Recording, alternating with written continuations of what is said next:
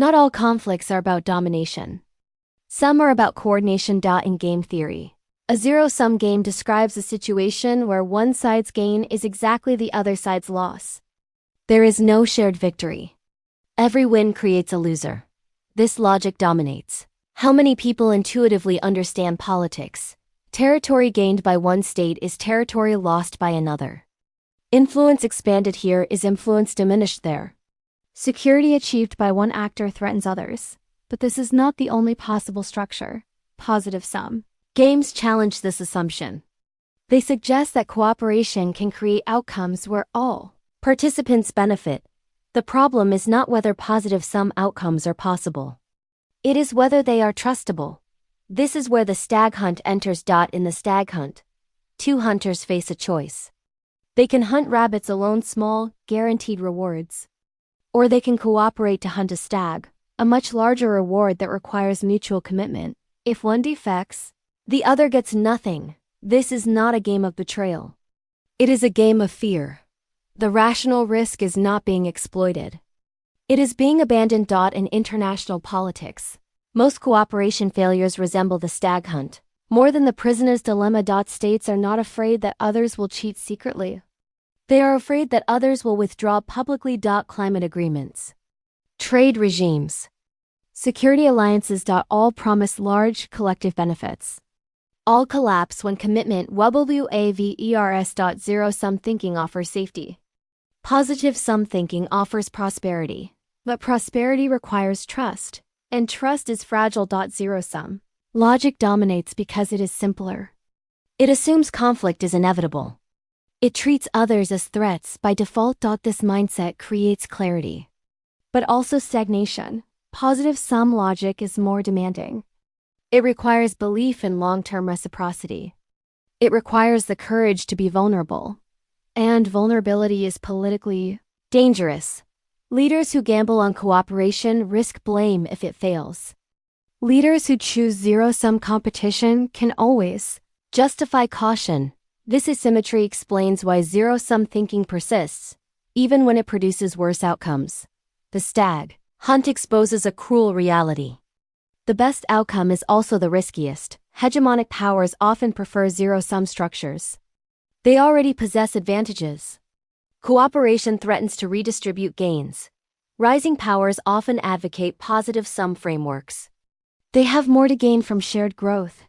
This creates ideological conflict. Disguised as strategy. One side calls cooperation naive. The other calls competition obsolete. Both are partly right. Positive sum systems require enforcement mechanisms. Without them, cooperation collapses under pressure. This is why institutions matter. Institutions reduce uncertainty. They lock in expectations. They lower the cost of trust. But institutions themselves depend on belief. Once belief erodes, zero-sum logic returns instantly. This is why crises are so revealing. In moments of stress, actors revert to survival instincts. Shared goals dissolve. Coordination breaks. The stag hunt becomes a rabbit hunt.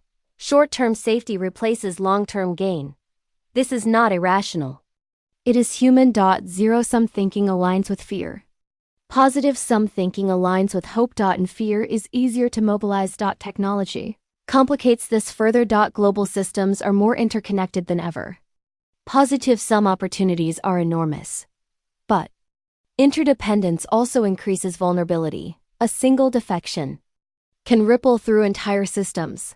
This makes actors hesitant. Better to accept smaller gains than risk systemic collapse. Yet this caution produces its own danger. Zero-sum systems breed resentment. They normalize exclusion. They harden identities. Over time, competition becomes self-fulfilling.